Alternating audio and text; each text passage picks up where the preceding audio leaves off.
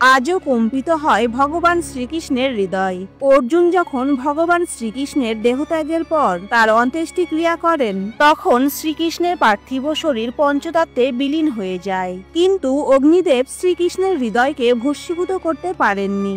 সেই হৃদয়টিকে অর্জুন সমুদ্রে প্রবাহিত করে দিয়েছিলেন।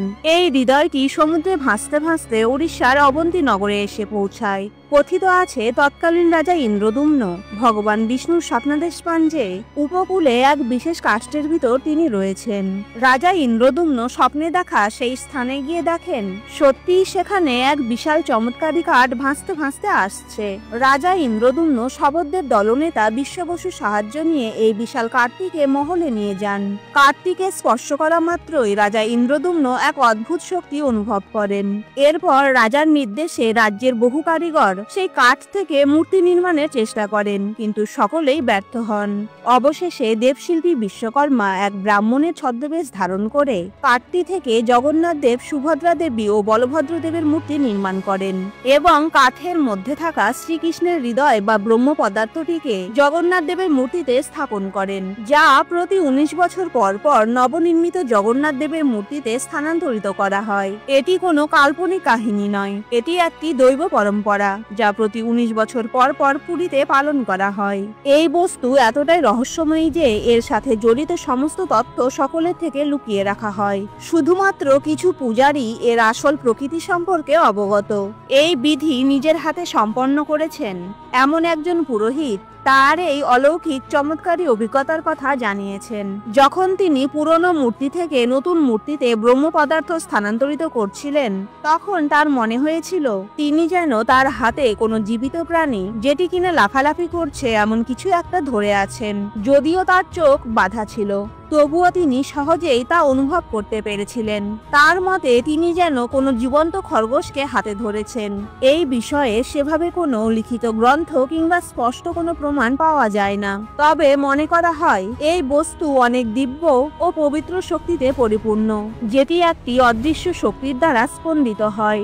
প্রতি 19 বছর অন্তর অন্তর পবিত্র নিমকাঠ থেকে নবনির্মিত জগন্নাথ দেব, সুভদ্রা দেবী ও বলভদ্র দেবের মূর্তিকে মুখ্য মন্দিরে এনে পুরনো মূর্তির সামনে রাখা হয়।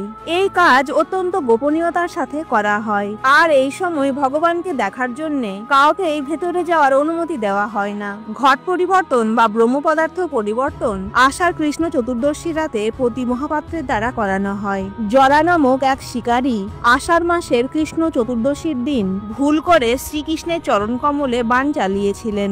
বলা হয় সেই কারণে নবকলেবর উৎসব আষাঢ় মাসের কৃষ্ণ চতুর্দশীতে পালন করা হয়। সাধারণত প্রতি মহাপাত্রদের মধ্যে সবচেয়ে অভিজ্ঞ 3 জন বয়স্ক ব্যক্তি এই রহস্যময় ব্রহ্ম পদার্থ স্থানান্তরের গুপ্ত বিধি পালন করেন। এই মহান পরিবর্তনের অধিকার কেবল দৈত্যপতিদের দেয়া হয়, কারণ তাদের শবর জাতির বংশধর মনে করা হয়, যারা নীলমাধব অর্থাৎ ভগবান জগন্নাথের প্রথম উপাসক ছিলেন। এই প্রক্রিয়াটি রথযাত্রা উৎসবের 3 দিন আগে পালন করা হয়। তবে ব্রহ্ম পদার্থ পরিবর্তনের আগে কয়েকটি গুরুত্বপূর্ণ নিয়ম পুরোহিতদের পালন করতেই হয়। যেমন 3 দেবতার জন্য নির্ধারিত 3 পুরোহিতের চোখ বাঁধা থাকবে। ব্রহ্ম পদার্থ পরিবর্তনের সময় প্রতি মুহূর্তে তাদের নিজেদের হাতে জগন্নাথ দেবের কাপড়ের টুকরো বেঁধে রাখতে হয়। তারা সারাদিন মন্দিরে উপবাস করে একাগ্র মনে ধ্যান করেন।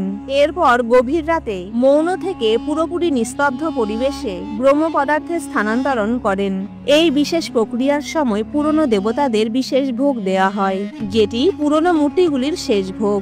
এরপর পুরনো দেবতার ব্রহ্ম পদার্থ নতুন দেবতার শরীরে স্থানান্তরিত করা হয়। একবার ব্রহ্ম পদার্থ বের করে নেওয়ার পর সেই মূর্তিকে মৃত বলে মনে করা হয়। এরপর পুরনো মূর্তিগুলিকে নিয়ে গিয়ে কৈলি বৈকুণ্ঠের ভিতর এক গর্তে পুঁতে দেওয়া হয়।